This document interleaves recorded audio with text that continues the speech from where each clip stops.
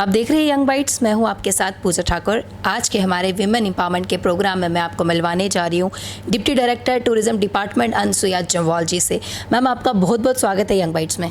Thank you so much Pooja ji. Ma'am, अगर आपके सफ़र की बात की जाए यहाँ तक की, तो किस तरह का सफ़र रहा? क्योंकि हर एक सक्सेसफुल इंसान के पीछे किसी ना किसी बड़े का हाथ रहता है और सबसे बड़ी बात जो रहती है अपने पेरेंट्स का हाथ रहता है। स्पोर्ट के बिना हम कहीं भी नहीं पहुँच सकते। तो यहाँ तक आपका जीवन का सफ़र किस तरह से रहा? बिल्कुल पूजा जी, आपने ठीक कहा कि खुद कोई सक्सेसफुल नहीं होता। जैसे आप कहते हैं behind every successful man there is a woman, मैं कहूँगी behind every successful person there is a family behind. आप बिना फैमिली के सपोर्ट के, उनकी गाइडेंस से you can not achieve anything which you want. तो वैसे ही कुछ मेरा सफ़र भी रहा है। मेरे घर पे I lost my father when I was only in second standard. तो we are three brothers and sisters. We're three sisters and one brother. Unfortunately, I've lost my elder sister. But जो मेरे भाई, मेरी मदर, मेरी छोटी sister, we have remained like a one unit strong. अपने दुख सुख में नहीं, अपने पढ़ाई में भी एक दूसरे के लिए मोटिवेशन फैक्टर रहे हैं हम लोग। मेरे को तो मेरे याद है कि ये केस जो बात कर रहे हैं आपकी, आई विद गॉड्स ग्रेस, भगवान की मतलब अच्छी मेरे पर ब्लेसिंग्स रही, मदर की ब्लेसिंग्स रही, आई could qualify it and today I am at this place and posture. Motivation for me it was my Elder sister. घर पे तो था ही कि अच्छा बनना है, बट माय एल्डर सिस्टर जो रत्ना जम्वाल थे, जिनकी लास्ट ईयर ही डेथ हुई है, she was preparing for KS. उन्होंने BSc LLB की। LLB के बाद वो केएस की तैयारी कर रहे थे। उन्होंने प्रीलिम्स क्वालिफाई किया, मेंस क्वालिफाई किया, इंटरव्यू तक स्टेज 2 फाइनल स्टेज तक गए, बट वहाँ कुछ नंबर से रह गए।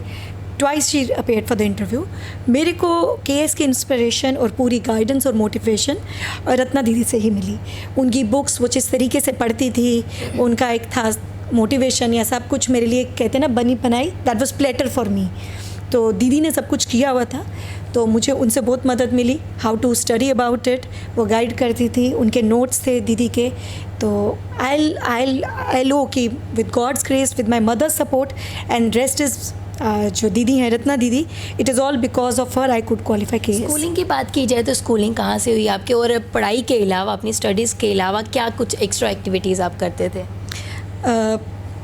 स्कूलिंग मेरी हुई है Saint Mary's presentation convent school से। मैंने 10th तक वहीं से पढ़ाई की है अपनी। And I am very lucky कि आई गॉट स्कूलिंग फ्रॉम, मतलब I was able to, my parents ने, मम्मा ने उस स्कूल से मेरी पढ़ाई करवाई।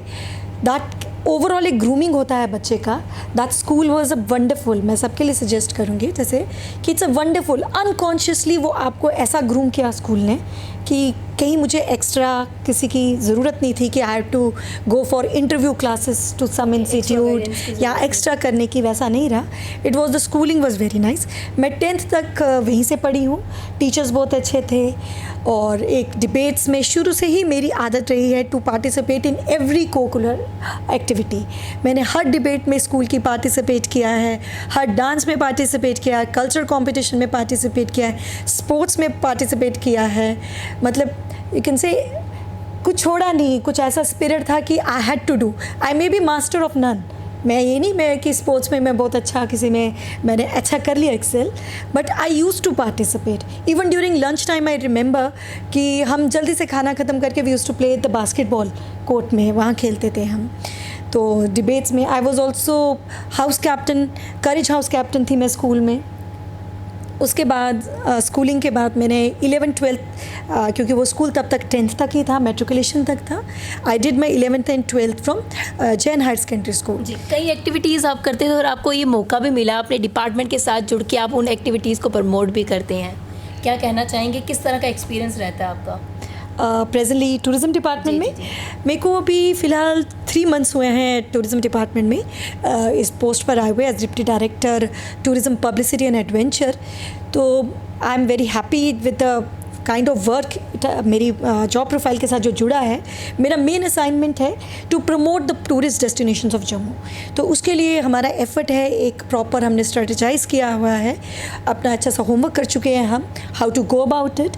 अपनी टूरिस्ट जितनी भी डेस्टिनेशंस है, एक तो हमारा है मोटो कि हम उन हर डेस्टिनेशन पर we have planned an event, एक छोटा हमारे एक एनुअल कैलेंडर है हमारा, पब्लिसिटी कमेटी में वो अप्रूव्ड होता है with proper approval of our commissioner secretary and director Shri OP. Bhagat ji. हम उनकी गाइडेंस में आगे एक कैलेंडर ऑफ इवेंट्स हैं, हम हर वो डेस्टिनेशन चूज़ कर रहे हैं that is important from some historical point of view, because we want to tell to the people of Jammu as well as outside Jammu, people of Jammu and world, that we Jammu possess a rich culture heritage. Come and visit this place. सबसे पहले तो जम्मू के लोग should be proud of our what we possess, and secondly we should be able to project that thing to others. इसलिए हम events अभी हमने अम्बारन में किया। अम्बारन एक वो जगह है जहाँ दलाई लामा भी आए थे 2011 में। Secondly that has been excavations have been done by archaeological survey of India, जहाँ उनको रेमिनेंट्स मिले हैं बुद्धिस्ट मोनास्टिक कॉम्प्लेक्स के। So that is something too great. मतलब नॉर्दर्न इंडिया में जम्मू एक ऐसी जगह है where we have found the proof of existence of rich Buddhist culture. वहाँ रेलिक कैस्केट्स मिले हैं, वहाँ स्तूपा के रिमेन्स मिले हैं। So this we want to show to all over India, all over world कि this is the place which Jammu possess. हम हमेशा हेरिटेज की बात करते हैं, हमें डोगरा कल्चर की बात करते हैं। डोगरा कल्चर की बात की जाए, उसे प्रमोट करने के लिए क्या क्या किया जा रहा है? डोगरा कल्चर के लिए अभी हम ने जितनी भी हमारा लोकल, सबसे पहले तो हमारा जो लोकल फोक म्यूज़िक है, फोक डांस है, हमारे जो ट्रेडिशनल ड्रेसेस हैं, सब कुछ है। अभी हमने बैसाखी फेस्टिवल सेलिब्रेट किया था अप्रैल 13, 14, 15 को। हमने 3 डिफरेंट डेस्टिनेशंस पे किया था वो। दैट वाज बागे बहू में किया हमने, मुबारक मंडी जो हमारी हेरिटेज पॉइंट है हमारा, वो हमने स्पेशली वो मुबारक मंडी का वेन्यू चूज़ किया। हमने फिर अखनूर के जियोपोटा घाट में किया।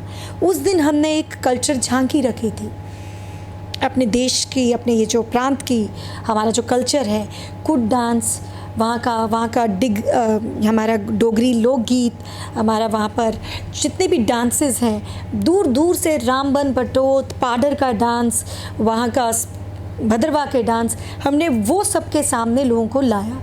उनके कल्चर के, वो जिस तरह के म्यूज़िकल इंस्ट्रूमेंट यूज़ करते हैं, उनका पहनावा क्या है, वो पहनते क्या हैं, हमने वो कोशिश की कि हम सबको सामने वो ला सकें। ऐसे हम आगे पत्नी टॉप फेस्टिवल करने वाले हैं, हम पाडर में करने वाले हैं फेस्टिवल एक, हम किश्तवाड़ में करने वाले हैं, भद्रवाह फेस्टिवल करने वाले हैं। हम इस तरह की कोशिश करते हैं। प्लानिंग आपने बना के रखी है कि किस तरह से हमें क्या करना चाहिए और किस तरह से अपने कल्चर को प्रमोट करना चाहिए।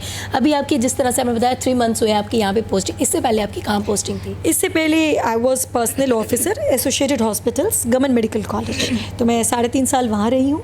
उससे पहले मैं deputy director IMPA, that is state training institute, वहाँ रही हूँ। उससे पहले I was in social welfare department. हर जगह का किस तरह का एक्सपीरियंस रहा? क्योंकि हम हर एक अलग अलग डिपार्टमेंट के साथ जुड़ते हैं तो अलग एक्सपीरियंस रहता है, अलग काम रहता है। तो आपके लिए वो उस चीज़ को अडेप्ट करना कितना मुश्किल रहा और किस तरह का एक्सपीरियंस आपका रहा? मैं कहूँगी इट्स अ वंडरफुल एक्सपीरियंस। ये हमारे लिए एक ब्लेसिंग है। मतलब एक तो मोनोटनी को ख़त्म करती है, आप डिफरेंट डिपार्टमेंट्स में जाते हो। एक पर्सनल लर्निंग है, आप स्टेट के पूरे फंक्शनिंग के बारे में जानते हो। When I am sitting here to handle the civil services of the state, ये मेरे लिए एक गाइडिंग लर्निंग एक्सपीरियंस है। और ये बहुत ज़रूरी है कि हम डिफरेंट डिपार्टमेंट्स में जाएँ, उनकी वर्किंग के बारे में, उनकी फंक्शन के बारे में जानकारी लें, उनको कैसे करना है। For me it was wonderful. Different लोगों से काम करना, डिफरेंट लोगों के को जानना, हमारी डिफरेंट पॉलिसीज़ हॉस्पिटल्स में थी तो क्या फैसिलिटीज़ हैं, सोशल वेलफेयर में थी तो ICDS है, आंगनवाड़ी सेंटर्स हैं, पेंशन स्कीम्स हैं।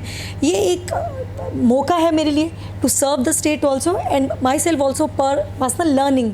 कहते हैं ना, जब हम किसी काम को पैशन के साथ करें और उसमें खुशी ढूंढें ना, तो वो काम बहुत ज़्यादा अच्छा रहता है और कामयाब बनाता है हमें।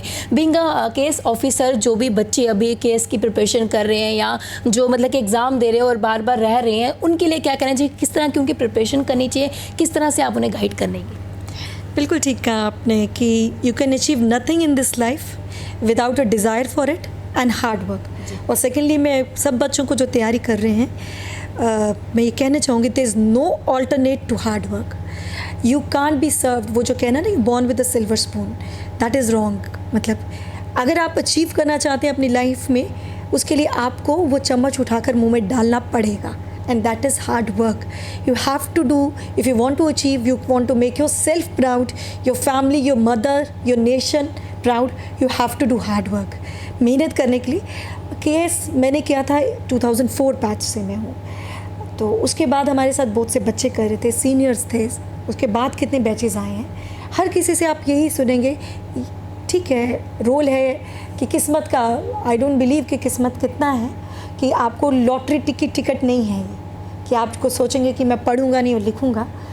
मेहनत करनी पड़ेगी, एक प्रॉपर कैलेंडर बनाइए, अपना टाइम टेबल बनाइए, अपना डे को डिवाइड करिए, सब्जेक्ट्स को डिवाइड करिए, एक क्लियर अपने दिमाग में मेहनत के लिए be ready for that and you have to do it, और there is no alternate to hard work. If you want to achieve something in life, set an example for the coming generation, for your children, for your younger brothers and sisters. You have to do hard work and then only you can be successful. तो काफ़ी अच्छा इन्होंने बताया, जो भी case की preparation कर रहे हैं हार्ड वर्क जो है बहुत ज़्यादा ज़रूरी है. कुछ बच्चे जो है स्मार्ट वर्क में ज़्यादा विश्वास करते हैं, लेकिन उन्होंने काफ़ी अच्छे तरीके से बताया, जिस तरह से इन्होंने खुद भी अपने आप पे इस्तेमाल किया होगा कि एक प्लानिंग बनाई, एक चार्ट बनाया, एक टाइम टेबल बनाया, जिसके अकॉर्डिंग इन्होंने प्रिपेयर किया और आज एक केस ऑफिसर भी. और अगर आप भी देख रहे हैं, अगर इनका मैसेज आपको अच्छा लगा होगा और जिस तरह से इन्होंने एक प्लानिंग चार्ट बताया होगा, अगर आप वैसे करेंगे तो उम्मीद है आप भी ज़रूर केस को जो है उसका एग्ज़ाम जो है क्वालिफाई करेंगे. मैम, हमारे माध्यम से जो भी विमेंस देख रही हैं, क्या एक छोटा सा मैसेज देना चाहेंगे उन्हें? बिल्कुल, मैं खुद I am being a female, तो मैं ये उनसे ज़रूर कहना चाहूँगी, वी आर नो लेस, हम किसी से कम नहीं हैं, हम ज़िंदगी में सब कुछ कर सकते हैं. हमारे prime ministers, presidents, IAS officers, defence ministers, in every field women have proved their mettle.